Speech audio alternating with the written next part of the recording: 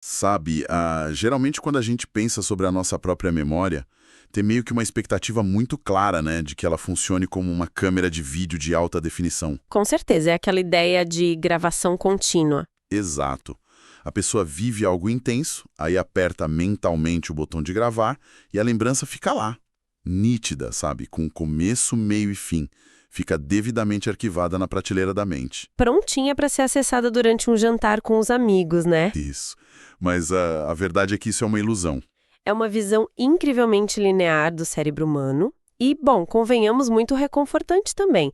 Ela nos dá essa falsa sensação, tipo, de controle total sobre a nossa narrativa pessoal. Sim, a gente adora achar que controla a própria história. Mas aí nós entramos no território das práticas contemplativas. Ah, agora a coisa fica interessante. Pois é, estamos falando daqueles estados profundos de meditação ou experiências de expansão de consciência. E, de repente, no meio daquela paz absoluta, a câmera simplesmente desliga. Dá um apagão total. Um branco. O evento acontece, a pessoa sente uma imensidade indescritível, mas na hora de resgatar isso no dia seguinte... Fica tudo enevoado. É o apagão narrativo definitivo. E olha, isso frustra muita gente que busca essas práticas justamente para tentar entender a própria mente. Fica aquela sensação de eu fui, eu senti, mas cadê a lembrança? E é por isso que a nossa exploração profunda de hoje é tão fascinante. Nós vamos desempacotar um conjunto bem denso de notas terapêuticas, ensaios de psicanálise e relatórios de neuroimagem. Uma literatura pesada, mas essencial. Muito.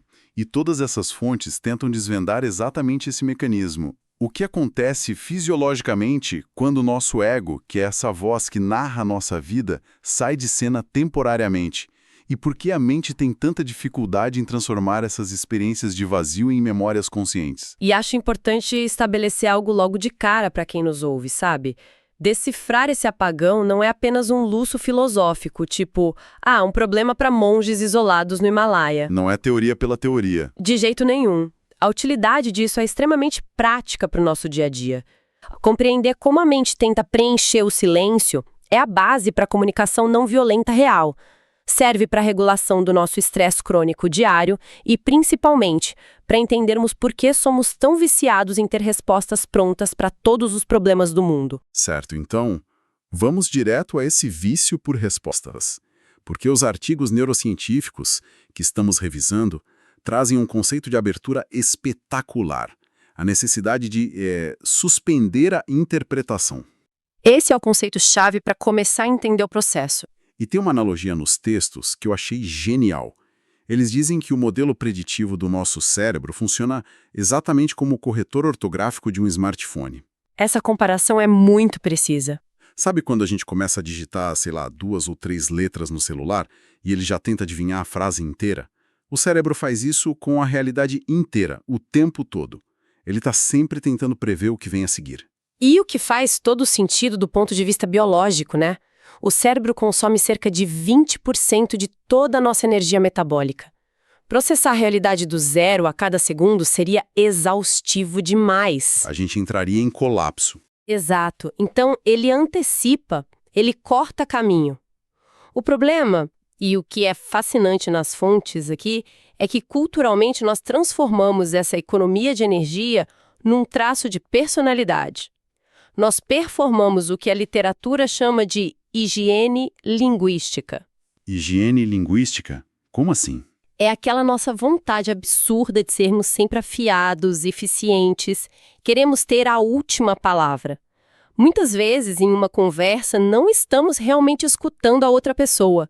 Estamos apenas escutando a nossa própria previsão do que ela vai dizer, já com a resposta na ponta da língua. Nossa, isso é um soco no estômago, porque é muito real.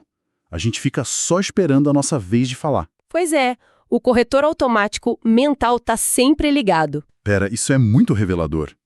Porque se o cérebro está constantemente prevendo o mundo para poupar energia, pausar esse corretor automático exige um esforço colossal contra a nossa própria biologia, né? Exige, nadar contra a corrente da sobrevivência. Mas quando a pessoa consegue fazer isso, o material indica que ela entra num estado de percepção radicalmente diferente. Os ensaios traçam uns paralelos belíssimos aqui na psicanálise, isso se aproxima do que eles chamam de falta estruturante. Que é parar de tentar preencher todos os vazios existenciais com certezas absolutas. Isso, e no dodismo é a prática de observar um pensamento surgir e simplesmente deixá-lo ir, sem se agarrar a ele. E, surpreendentemente, os textos conectam isso até o perspectivismo ameríndio. Ah, sim, a noção de que cada ser na floresta tem uma visão de mundo inalcançável e completa em si mesma. Exato, deixar o outro existir na visão dele, sem impor a nossa. Mas isso exige muita maturidade, porque sem esse corretor ortográfico constante, nós somos forçados a lidar com a pura ambiguidade. E aí que entra um ponto dos ensaios clínicos que me fez até parar a leitura, foi tipo um choque. Qual parte? A parte sobre ajudar as pessoas. Porque nós costumamos pensar no ato de aconselhar ou ajudar alguém como tipo o ápice da empatia. Mas um dos autores sugere que esse nosso desejo desenfreado de ajudar e mudar o outro, dando conselhos não solicitados, por exemplo, pode ser, na verdade, um debruçamento narcísico. Ah, sim. E até um sinal de superioridade sutil. Caramba, como assim? As fontes dão um exemplo de uma situação de luto, né? Dão. Sabe aquela situação clássica em que alguém relata uma perda terrível ou um luto e a primeira reação do amigo é dizer algo como: "Ah, olha, tenta fazer yoga, me ajudou muito na minha fase difícil." O famoso conselho rápido para tapar o buraco da conversa. Isso ilustra a tese perfeitamente. O texto argumenta que, nessas situações, a urgência em oferecer soluções geralmente não é sobre a dor do outro, é sobre a nossa própria incapacidade de suportar a angústia e a falta de contorno daquela situação. Uau! Então não é empatia. É desconforto nosso. Exatamente. Quando a gente empurra a nossa visão de mundo ou a nossa solução empacotada para alguém que está vulnerável, muitas vezes estamos apenas expressando as nossas próprias necessidades não atendidas. A necessidade de sermos vistos como pessoas úteis, resolvidas ou sábias. Em outras palavras, estamos impondo o nosso próprio corretor ortográfico na tela do celular da outra pessoa. Exato. Fez todo sentido agora, né? E é por isso que a verdadeira comunicação não violenta depende do que os pesquisadores chamam de humildade epistêmica. Humildade epistêmica. É aceitar que o outro é um território singular. Ele partilha de uma universalidade humana conosco, mas a dor dele é só dele. Querer consertá-lo rapidamente é anular essa singularidade só para garantir o nosso próprio conforto mental. Entender isso muda completamente a forma como nos relacionamos no dia a dia. Mas isso me leva a um dilema que os relatórios tentam resolver. Pode falar. Se desligar esse ego controlador e narcísico é algo tão curativo, e se isso nos conecta a essa rede global de afetos, o que algumas fontes chamam de interser, por que a sensação se dissolve tão rápido? A dificuldade de manter o estado, né? Sim, porque, 2 horas depois de uma meditação profunda, a pessoa já está brigando no trânsito e com a mente a 1000 por hora novamente. Por que não dura? Porque nós frequentemente confundimos desidentificar-se do ego com perder a função central do ego. A literatura psicanalítica faz uma distinção crucial aqui pra gente. Qual seria a diferença prática? Bom, desidentificar-se é saudável. É perceber que você não é apenas os seus medos, o seu cargo na empresa ou a sua ansiedade. Mas o ego não é um vilão a ser destruído, entende? Ele tem uma função mecânica que é indispensável. Ele organiza a bagunça. Isso. É ele quem cria a coesão da nossa vida. É o ego que diz: "Ah, eu estava lá, eu vivi isso, isto aconteceu antes daquilo." Sem a função do ego, nós acessamos esse estado de unidade maravilhoso que a meditação proporciona, mas voltamos de lá sem agência, sem capacidade de narrar. Cara, lendo as explicações sobre a neurobiologia desse processo exato, me veio uma analogia muito clara. Aqui é onde a coisa fica realmente interessante para quem nos ouve. Manda a analogia. É como tentar salvar um arquivo de vídeo de 100 gigabytes em um computador, mas usando um formato de arquivo que é totalmente incompatível com o sistema operacional da máquina. Perfeito. O arquivo é real, mas a máquina não lê. Exatamente. A experiência do silêncio contemplativo é absurdamente intensa, o download dessas informações vitais acontece de fato, Mas como não existe a estrutura de uma história ali no meio, sem um protagonista, sem um roteiro linear, o cérebro simplesmente não consegue salvar aquilo no disco rígido. Ele não sabe onde guardar. Fica flutuando na memória RAM. E aí, assim que a pessoa abre os olhos, levanta da almofada e vai para a cozinha, puf, desaparece. Essa metáfora do formato incompatível traduz perfeitamente o que os relatórios de neuroimagem revelam sobre a rede de modo padrão, a famosa Default Mode Network, ou DMN em inglês. A máquina de fabricar o eu. Ela mesma. A DMN é um conjunto de regiões cerebrais, incluindo o córtex pré-frontal medial e o córtex cingulado posterior. E ela fica hiperativa quando estamos pensando em nós mesmos, ruminando o passado ou planejando o futuro. E os estudos de neuroimagem são muito claros nisso, né? Eles mostram que durante a meditação profunda ou nesses estados de expansão, o fluxo sanguíneo para essa rede específica despenca dramaticamente. A máquina do eu literalmente sai da tomada. É um apagão fisiológico. E eis o paradoxo insuperável que os autores apontam. O da memória episódica. Isso. O estado meditativo exige a dissolução do ego para acontecer. Mas a memória narrativa episódica, essa que conta o que fizemos no verão passado, exige o ego para ser codificada no hipocampo. É um beco sem saída neural. Sem o narrador, o hipocampo não sabe como etiquetar a experiência. Então, quanto mais profunda e verdadeira for a imersão contemplativa, menores são as chances de o cérebro conseguir transformar aquilo numa memória que possa ser verbalizada depois. E a gente tem que admitir que isso esbarra com força na nossa própria cultura, né? A cultura ocidental é aterrorizada pelo vazio. Nossa, muito! Nós somos ensinados que uma experiência só é legítima se ela tiver um autor e um resultado altamente produtivo. Exato. Se a pessoa volta de um retiro de silêncio e não tem uma epifania maravilhosa, estruturada em 3 atos dramáticos para contar na roda de amigos do barzinho, a sensação social é de que a experiência falhou, que ela perdeu tempo. Tem esse viés absurdo de que o silêncio não tem valor nenhum se não gerar um insight verbalizável.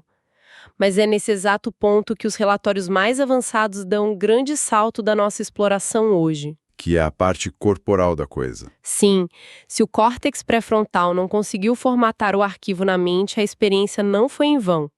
Ela não desapareceu, ela apenas mudou de via. Ela contornou totalmente a linguagem e desceu diretamente para a fisiologia. Ocorre um colapso daquela hierarquia de processamento que a gente usa no estado de vigília. E só para deixar claro para nossa audiência, essa hierarquia normal, sendo o corpo recebe um estímulo, o córtex pré-frontal interpreta, o ego transforma numa linha do tempo cronológica e a linguagem guarda isso tudo em palavras bonitas, certo? Exatamente. Mas os estudos mostram que na suspensão do ego, essa linha de montagem quebra completamente. A fábrica para. E os pesquisadores detalham essa quebra observando 4 sistemas biológicos bem específicos. Essa é a minha parte favorita. Vamos passar por eles porque eu fiquei fascinado pelo primeiro, que é a interocepção. A interocepção é basicamente o sentido pelo qual percebemos os estados internos do nosso próprio corpo. O ritmo cardíaco, o processo da digestão, até a temperatura da pele. É olhar para dentro, literalmente. Isso. Os neurologistas observam que, na meditação profunda, a interocepção entra numa altíssima resolução. O córtex insular, que é a área que processa isso, fica extremamente ativo. A pessoa passa a sentir cada milímetro do oxigênio entrando e saindo dos pulmões. Mas como o córtex pré-frontal, que é o categorizador, está em repouso absoluto, não há nomeação. Não tem ninguém ali para dar o rótulo. Exato. Ou seja, o corpo sente o coração desacelerar, sente o calor, mas não aplica o rótulo conceitual tipo, estou em paz ou estou calmo. E sem o conceito embutido, não tem como criar uma lembrança concreta para arquivar. Fica sendo uma percepção puramente crua, sensação nua e crua sem etiqueta de memória. E o mesmo parece acontecer com a nossa orientação espacial, a chamada propriocepção. É o segundo sistema afetado. A propriocepção depende muito do lobo parietal posterior, que funciona mais ou menos como o nosso GPS interno. É ele que diz onde a gente está no espaço. Isso, é ele que traça aquela fronteira sutil entre onde a nossa pele termina e onde o ar começa. Quando nós reduzimos radicalmente os estímulos sensoriais externos, sentando em silêncio, esse lobo parietal começa a reduzir a sua atividade severamente. E como resultado, o cérebro simplesmente para de desenhar os contornos do corpo. Caramba, isso explica perfeitamente aquela sensação tão clássica que tantos praticantes relatam de se tornar um com a sala, sabe? Ou de estar flutuando no vazio. Sim, a fronteira física derreteu neurologicamente. Mas, pensando de novo na memória episódica, ela precisa de contexto de espaço, não é? O cérebro precisa saber onde o evento aconteceu para poder registrar a pasta. Se o espaço infinito engoliu o limite físico da pessoa, o cérebro perde a âncora de arquivamento. Fica impossível salvar onde ocorreu. Perfeito. Sem bordas físicas, sem contexto espacial. É simples assim. E aí, nós chegamos ao terceiro sistema afetado, que talvez seja o mais impressionante do ponto de vista clínico: o sistema nervoso entérico. O famoso cérebro do intestino. Ele mesmo. Nós temos centenas de milhões de neurônios no nosso trato gastrointestinal e eles estão se comunicando constantemente com o cérebro lá em cima, através do nervo vago. E os ensaios focam pesadamente num impacto imunológico incrível dessa via de comunicação. A mente suspende a narrativa do ego e, de alguma forma quase mágica, o intestino responde lá embaixo. Como essa tradução acontece na biologia prática? É que o nervo vago atua como uma via expressa de mão dupla, sabe? Quando a rede de modo padrão silencia e aquelas ruminações sobre o passado e as ansiedades com o futuro desaparecem, o cérebro finalmente cessa o envio de sinais crônicos de estresse. Corta o alarme de emergência. Isso. Sem o cortisol jorrando em excesso, o nervo vago sinaliza para o sistema entérico reduzir a produção de citocinas inflamatórias. O intestino se acalma. O intestino reage reorganizando a sua motilidade e baixando toda a inflamação sistêmica do corpo. O seu humor melhora, a sua digestão se regula, o corpo passa por uma cura silenciosa, mecânica e muito profunda. Mas o intestino não fala português, ele não arquiva narrativas literárias. A biologia se transforma de forma drástica, mas não entrega uma explicação verbal bonitinha para o seu intelecto ler depois. É um ajuste puramente mecânico, invisível à nossa consciência. Mas olha, de toda essa revisão neurocientífica, o que mais me pareceu uma baita ironia da nossa evolução é o papel do quarto sistema, o sistema nervoso autônomo. Ah, a ironia evolutiva da memória. Sim, existe uma explicação evolucionária brutal, quase cômica, para o porquê de não lembrarmos da paz absoluta. E essa explicação reside na teoria polivagal. Veja bem, o nosso sistema autônomo regula a nossa sobrevivência primária. A meditação profunda ativa o que a neurociência chama de complexo vagal ventral, que é um estado fisiológico de conexão e de segurança extremas. As nossas defesas corporais caem por completo. Fica tudo zen. E por que a nossa memória odeia isso? Porque o hipocampo, que é quem consolida as nossas memórias duradouras, trabalha numa parceria muito íntima com a amígdala cerebral. E a amígdala é o nosso detector de fumaça, o nosso alarme de ameaças. Claro, a memória humana evoluiu para nos manter vivos, não para nos manter relaxados e iluminados. Exatamente. Pensa nos nossos ancestrais. Se algo nos assusta ou nos ataca, a amígdala dá um choque elétrico no hipocampo dizendo: grava isso imediatamente. A gente precisa evitar esse predador na semana que vem se quisermos sobreviver. O trauma grava fácil. Muito fácil. Mas, se nós entramos em um estado de repouso e segurança absolutos, não tem leão na savana, a amígdala relaxa e adormece, o cérebro, então, chega à conclusão metabólica mais pragmática possível. Qual? Ele pensa, bom, não há perigo nenhum aqui, os batimentos cardíacos estão ótimos, a temperatura está ideal, logo, eu não vou gastar 1 miligrama da minha preciosa energia metabólica gravando essa paz toda na memória de longo prazo. Pode deletar o arquivo. Uau! É uma biologia quase trágica se a gente parar para pensar bem.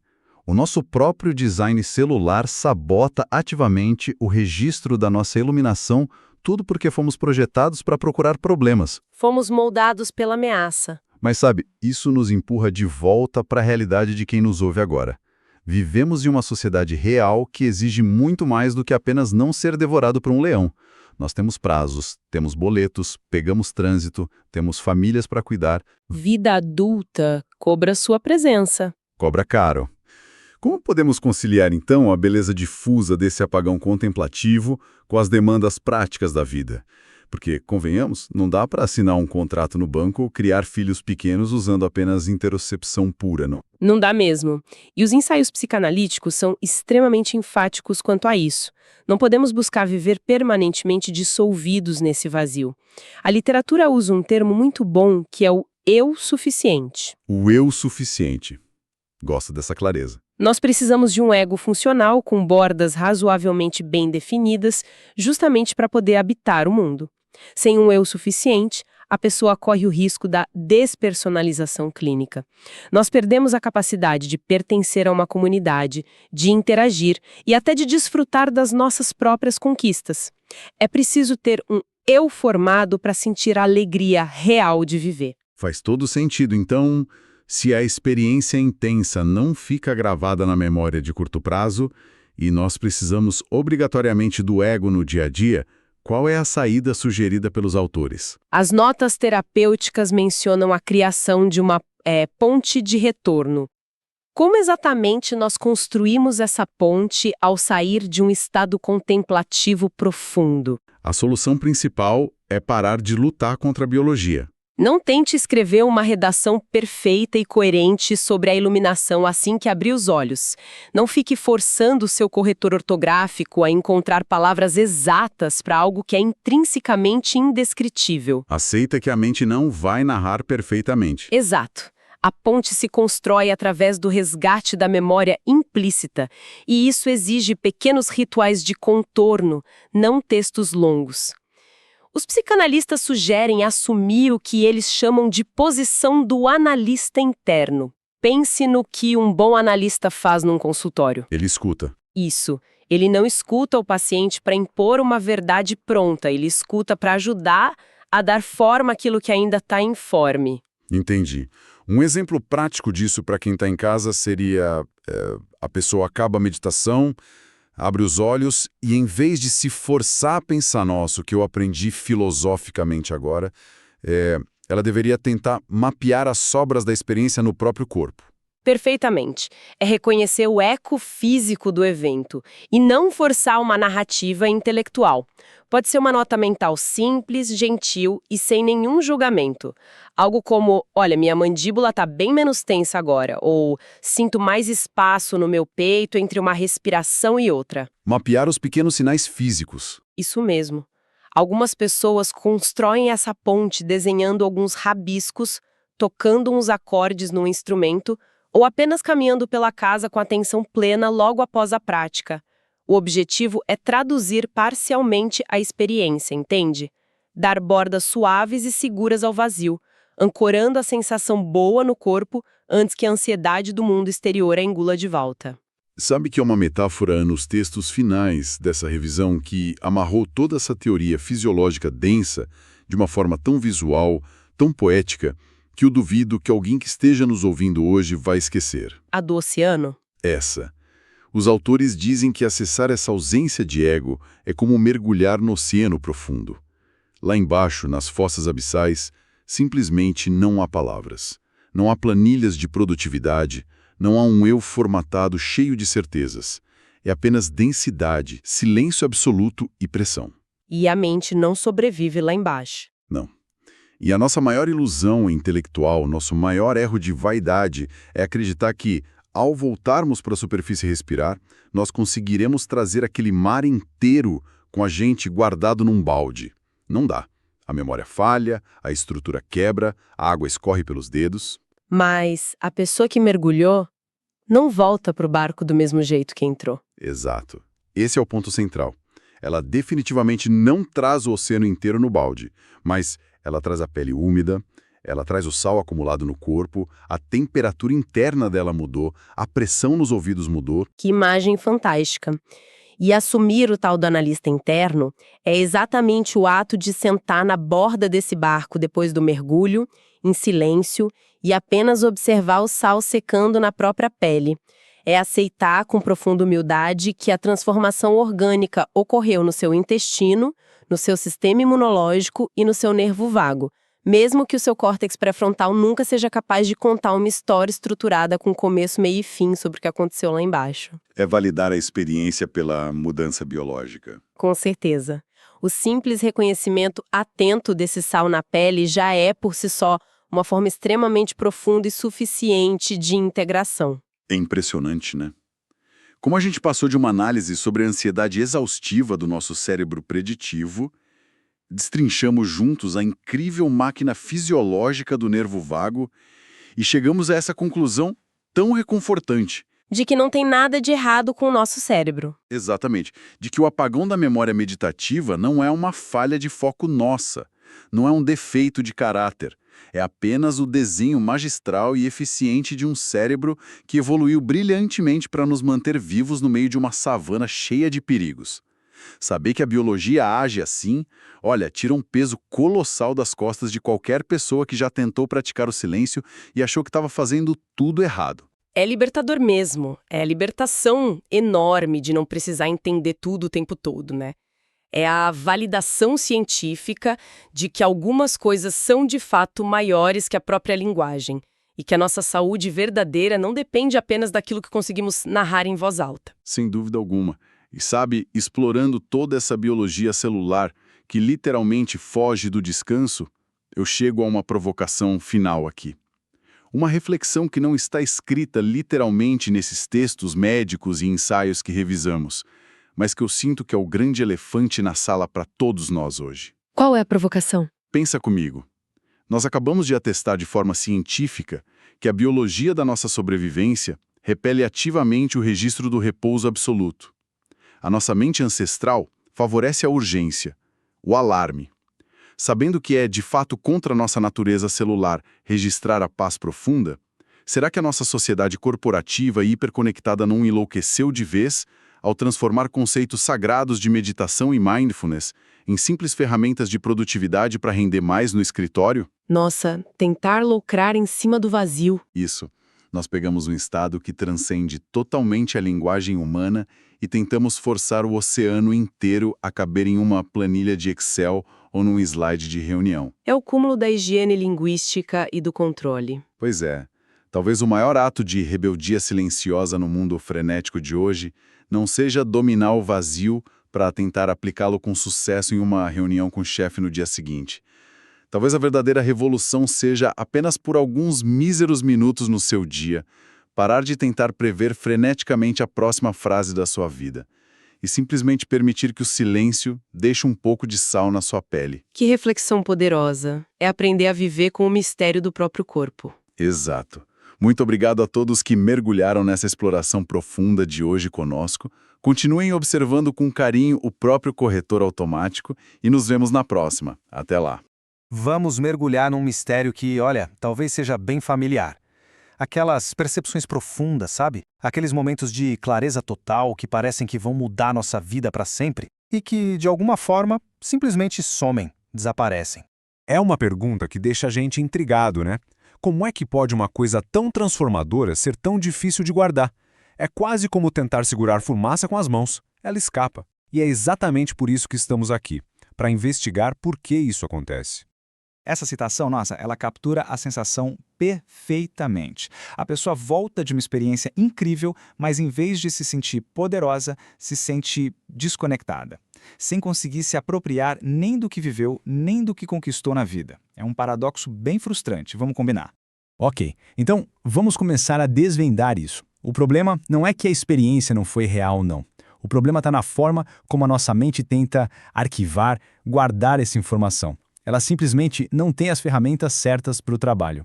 E olha só que interessante como a gente pode organizar esse problema. São 3 grandes áreas basicamente. Primeiro, a cultura, que não nos dá um roteiro para entender essas coisas. Depois, a psicanálise, que diz que o nosso organizador de memórias interno estava, digamos, de folga. E por fim, a neurociência, que nos dá uma metáfora tecnológica perfeita. Vamos explorar cada uma delas. Pensa bem, desde criança, a gente aprende a dar valor para histórias com começo, meio e fim. Um eu que faz alguma coisa, um problema que se resolve, Um estado onde o ego se dissolve não se encaixa nisso, né? Não tem um autor claro, não tem uma historinha linear. E sem essa estrutura, a experiência escorrega pela nossa memória.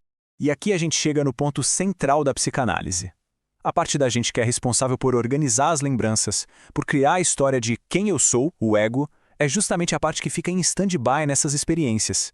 Então pensem comigo. Quanto mais profunda a vivência, menos ferramentas o nosso sistema tem para registrar. É como se não tivesse narrador na sala para contar a história. Para entender o lado da neurociência, a gente precisa conhecer esse conceito que é fascinante. Nosso cérebro não fica só recebendo informação passivamente, não. Ele está o tempo todo tentando adivinhar o que vai acontecer, completando os padrões para ser mais eficiente. É um mecanismo genial para a gente economizar energia.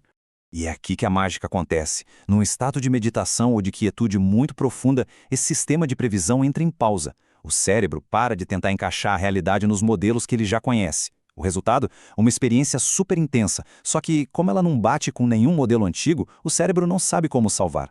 É literalmente como tentar abrir um arquivo num programa que não reconhece o formato. Aí fica a grande pergunta. Se a nossa mente, a nossa grande contadora de histórias, não consegue registrar esse momento, quer dizer que ele se perdeu para sempre? A resposta, e isso é o mais incrível, é não. A experiência foi gravada sim, só que em outro lugar.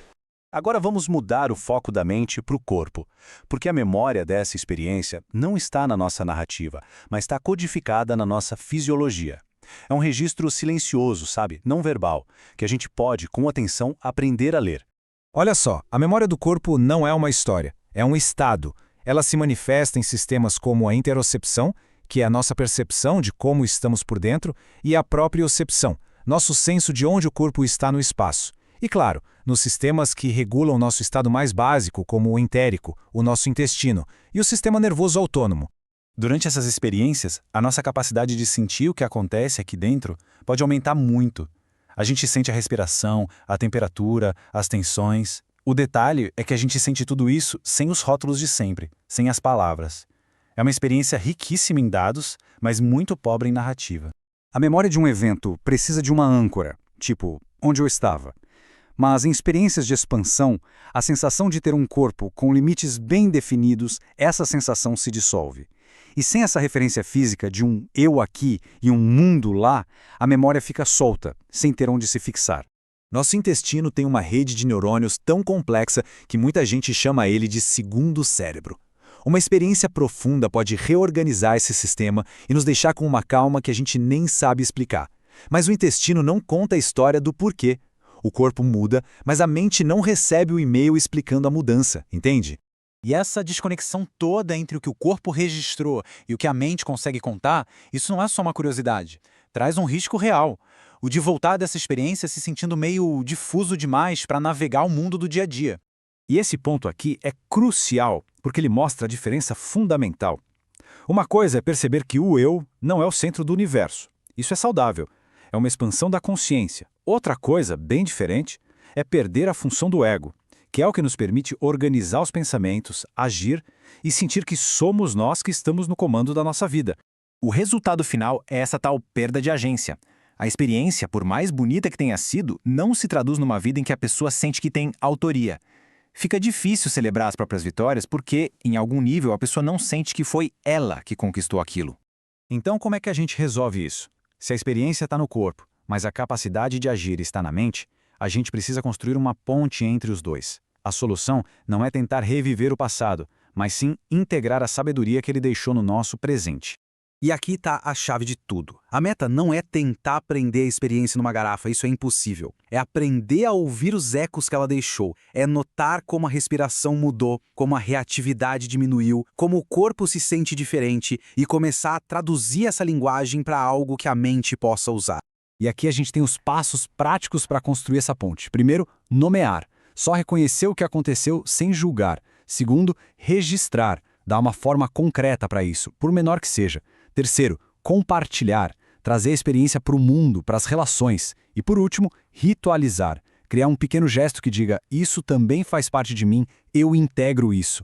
No fim das contas, tudo se resume a isso. A memória existe, ela é real. Só está escrita em uma linguagem diferente, a linguagem do corpo. A nossa tarefa não é lamentar a história que não foi contada, mas aprender a ler o texto que já está presente em nós. Fica então essa reflexão.